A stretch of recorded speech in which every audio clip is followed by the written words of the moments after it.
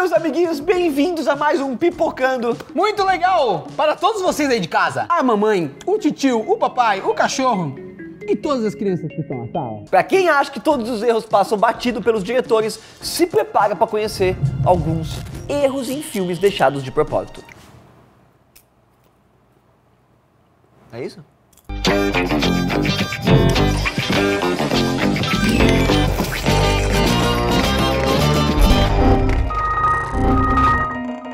No seu último trabalho até o momento, Christopher Nolan surpreendeu todo mundo com o drama histórico Dunkirk. E como acontece em qualquer filme de época, a produção tem alguns erros, mas pelo menos um deles foi feito de forma proposital para ajudar o público. As cenas de combate aéreo, elas mostram os aviões alemães com a ponta pintada de amarelo, mas na realidade, galera, eles ainda não eram desse jeito nessa época. O Nolan explicou que essa coloração só passou a existir um mês depois do conflito, mas foi um esquema útil para os espectadores saberem separar os britânicos dos alemães. Ele pensou um mês, assim, tudo bem, vai. 30 dias depois já tá pintado. Esse é um mala, Pega nada, não pega nada. A ponta do avião, mãe. It's much warmer. It's out to win. Here you go. Sabe daqui, meu!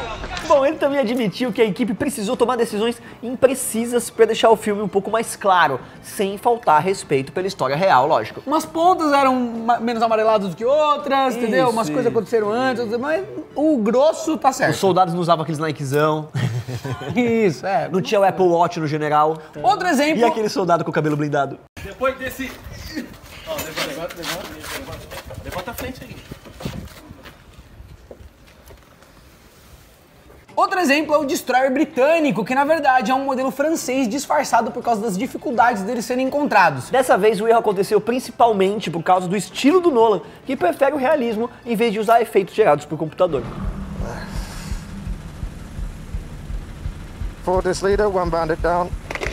O James Cameron é outro cineasta que cometeu um erro histórico de propósito com a intenção de facilitar a filmagem lá em Titanic. Nem tinha afundado desse jeito todo, assim, na verdade. Fundo metade só. Não, Nem tava tão frio. É verdade que o filme foi feito com um cuidado absurdo, galera, que envolveu várias pesquisas, né? Assim, pra ter o maior realismo possível. Porém, algumas coisas não foram tão fiéis aos fatos. Primeiro que cabia na tábua. Muito. Vamos falar sobre isso aqui ou não? Não, né? Não. Então deixa a tábua de lado. They're fascinating. Like being inside a dream or something. O próprio James Cameron admitiu que cometeu erros, mas em compensação, eles só foram descobertos por causa das várias explorações realizadas pela equipe. E que ele cometeu erros, mas que todo mundo comete erros. E não é só porque ele é um diretor de Hollywood que ele não pode cometer erros. Mesmo ele tendo cometido erros, ele pôde gastar 30 milhões do dinheiro dele pra construir uma cápsula e ir até o fundo do oceano, 10 mil metros pra encontrar um peixe que ele queria. Enquanto você não conseguiu nem ir pra praia ainda esse ano. How much time?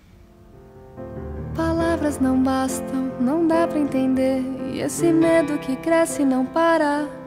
Mesmo assim, o diretor ele tinha plena consciência de um detalhe, que era o uso de lanternas quando os oficiais saem à procura de sobreviventes. Não era a lanterna que eles usavam naquela época, eram lampiões a óleo, não era? Era de baleia ainda. Não, eu não sei a procedência do óleo especificamente, mas a luz delas não seria o suficiente pra cena, pra iluminar, pra parecer legal na câmera. Por causa disso, o Cameron optou pela incoerência mesmo, pra poder deixar o ambiente mais visual, mais legal, né? De você ter uma lanterna assim e não ter que ficar trabalhando com aquele outro tipo de luz que emite a partir da chama. Da chama, né? Hello! Can anyone hear me? There's nothing here, sir. Na maioria das vezes, um erro não é planejado pelos diretores, mas eles acabam entrando no filme por várias razões diferentes. No caso, algumas porque o diretor falou que tem que ser. Eu vou dar um exemplo. O Mágico de Oz, tá? Ele tem um exemplo desse envolvendo uma cena em que os efeitos especiais claramente deram ruim, não funcionaram. Quando a Bruxa do Leste faz a saída triunfal no país dos Munkins, é possível notar que a fumaça aparece antes dela chegar no ponto certo. Além disso, o alçapão de onde a fumaça surge é totalmente visível na cena, dando a impressão de que a equipe não notou os problemas. Mas como na verdade esse foi um dos únicos takes filmados, os realizadores tiveram que aproveitar no corte final. O problema é que a Margaret Hamilton já tinha passado um tempo se tratando por causa de queimaduras, então ela não quis voltar a fazer cenas com fogo. Ela falou, ó, chama pra mim, já deu. Não me chama pra fazer coisa com chama. When I gain those ruby slippers, my power will be the greatest in Oz. A atriz ela sofreu ferimentos de segundo e terceiro grau, então foi totalmente justificável a escolha dela de não se expor novamente ao perigo, né? Só uma bombinha ninja, alguma coisinha de longe. Apesar do Tarantino não dar muitos detalhes sobre os seus filmes, é possível notar um erro claramente proposital em Bastardos Inglórios. Olha que bagulho louco que a gente vai te contar agora. Segura. E dessa vez não é nenhuma imprecisão histórica, até porque a obra-prima do diretor passa longe de se preocupar com ter uma realidade, né? Isso também é uma coisa meio lúdica. O primeiro minuto do filme já traz um momento bem marcante, que é a chegada dos nazistas na fazenda ao som de Beethoven com arranjos de faroeste. Olha que louco.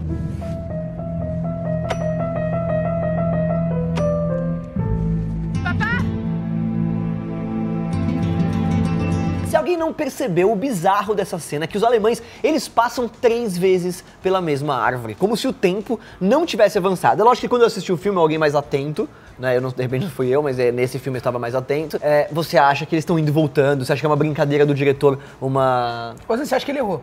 Ou que a árvore é muito parecida mesmo. Tipo assim, gravou só um take deles indo e ele queria que a música, na hora da viradinha da música, mudasse pra outra cena e não tinha cena suficiente. Ele voltou a contar os caras. Aí ele ficou colocando os caras indo 3 vezes. Mas faz sentido o que eu tô te falando? Às vezes você vai fazer uma edição, aí você quer que a virada da música ali naquele momento seja da hora. Aí você vai lá com a sua ferramentinha e deixa slow. Não filme, inverte. Mas daí ele gravou, depois ele pegou as músicas do iPod dele, que é sempre que ele faz, vou pôr Beethoven aqui. Verdade. Aí não tinha cena pra esperar a música virar. And our battle plan will be that of an Apache resistance. We will be cruel to the Germans. O erro é considerado uma homenagem às montagens mal executadas de alguns filmes do movimento Spaghetti Western, que eram faroestes lá filmados na Itália. O cara bom faz cagada, é homenagem. É muito fácil. Quando o Tarantino faz merda, aí não. Isso aqui, na verdade, é Spaghetti, sei lá, Spaghetti Western da Itália. Ele tá fazendo uma homenagem aos erros. I gotta tell you before you hire me. I don't work cheap. Mesmo não sendo esse o motivo, a teoria é válida, já que o diretor sempre presta um tributo ao gênero nos seus filmes. Aliás, o título em inglês também carrega um erro, que é proposital na gramática, com a letra U de Inglorious e o E no lugar do A. Mano, esse foi o redator. Fica Bastards. O cara confundiu quando tava digitando, botou um negócio a mais, já tinha impresso 10 milhões de cartazes pro mundo inteiro. Acabou o orçamento vai de assim, divulgação. vai assim. So, I'm gonna give you something you can't take off. O diretor explicou que é o modo dele pronunciar as palavras, mas também pode ter sido por já existir um filme italiano chamado The Inglourious Basterds escrito corretamente. Então ele queria fazer diferente do filme italiano para não parecer que é o mesmo. And flesh in a human body, and we see that, and it's a hit, you know? I don't quite understand the question, but I guess I do think that there are bones in the human body. E as pessoas também associam com a possível falta de conhecimento ortográfico lá do tenente Aldo Raine, que tem o título escrito errado no rifle dele. Então ele é meio analfabeto e ele que escreveu o título do filme. Pode ser ele. Another one up there you might be familiar with. Sergeant Hugo Stiglitz. Heard of him? Everybody in the German army's heard of Hugo Stiglitz. Por falar no Tarantino, existe um consenso entre os fãs de Pulp Fiction sobre a mudança da fala da Yolanda no começo e final do filme. Quem assistiu sabe que a cena de abertura com o casal assaltante volta a aparecer nos últimos momentos, quando a gente vê tudo pela perspectiva do Joe. A atriz Amanda Plummer diz basicamente a mesma coisa na hora de anunciar o assalto, só que de um jeito diferente no final. O diretor ele não é conhecido por deixar os atores improvisarem nas falas. Inclusive ele é mala mesmo, ele não deixa improvisar. É da hora isso, que o filme sai bom, mas todo mundo te odeia. Shut the fuck up, fat man. This ain't none of your goddamn business. Já que ele tem um controle muito preciso dos diálogos e do roteiro em geral, ele gosta de escrever diálogos, então ele quer que o diálogo saia do jeito que ele dialogou. E é um ponto forte do Tarantino, os diálogos. E o próprio roteiro mostra que a frase é a mesma nas duas passagens, então é impossível ele ter deixado a mudança acontecer sem um motivo. You fucking pricks move! And I'll execute every motherfucking last one of you! Any of you fucking pricks move! And I'll execute every one of you motherfuckers! Pelo visto, Tarantino decidiu manter a diferença para ilustrar a troca de ponto de vista, afinal nem sempre uma pessoa ouve exatamente o que a outra tá dizendo, então ele teria usado isso para fazer essa brincadeira. Ou ele só usou porque ele quis. Ou ele só tava meio com sono no dia. Afim. Pode ser. Fica aberto. Bom. Vamos lá.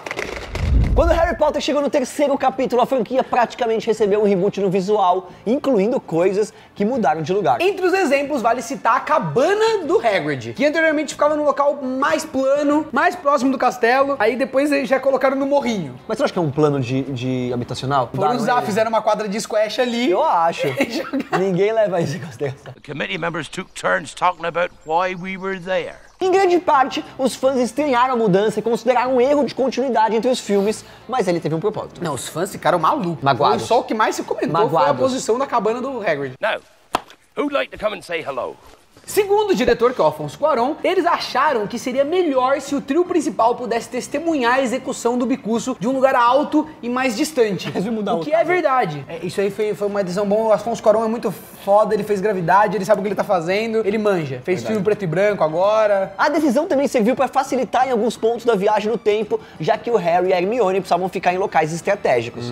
Apesar do estranhamento causado na época, a ideia funcionou na execução do filme e todas as mudanças no geral acabaram elevando o padrão artístico de Harry Potter, e esse é considerado por muitos o melhor filme da franquia, que tem 8 filmes. This is a time turner, Harry. McGonagall gave it to me first term. Partindo para outra franquia inglesa de sucesso, 007 Operação Skyfall também teve um erro proposital por questões de comodidade. Normalmente é por isso. Em uma das cenas de ação do filme, o James Bond sai na corrida atrás do vilão Silva e os dois vão parar lá no metrô de Londres. No meio do tumulto, eles brincam de escorregador com o corrimão e deslizam até chegar na parte de baixo. Mas isso, galera, não seria possível. Não é porque os guardas iam pegar, não. É por uma questão estrutural do metrô de Londres. Isso é coisa de louco que percebeu isso. Quem não está familiarizado com o metrô de Londres, como eu estou, que nunca fui, pode achar a cena normal. Mas, na verdade, as escadas do metrô londrino possuem placas no corrimão para evitar que alguém deslize. Tipo retratar o Borba Gato sem espingarda. Não tem nenhuma relação com esse exemplo que você deu. Nenhuma ligação prática. Zero. O engraçado é que um take bem rápido mostra essas placas antes do bonde escorregar, mas logo em seguida elas desaparecem. Mas também foi proposital. Isso também é proposital. Porque se o cara tá descendo, não tem a placa também. Não é porque gravaram em 2 dias diferentes, na hora que foram gravar a descida, falaram, puta, tem umas placas aí, tem que tirar. Próxima estação. Next station. Borba Gato. A decisão do diretor Sam Mendes foi óbvia, afinal não seria possível os dois descerem por lá sem travar nos obstáculos. Os caras iam travar.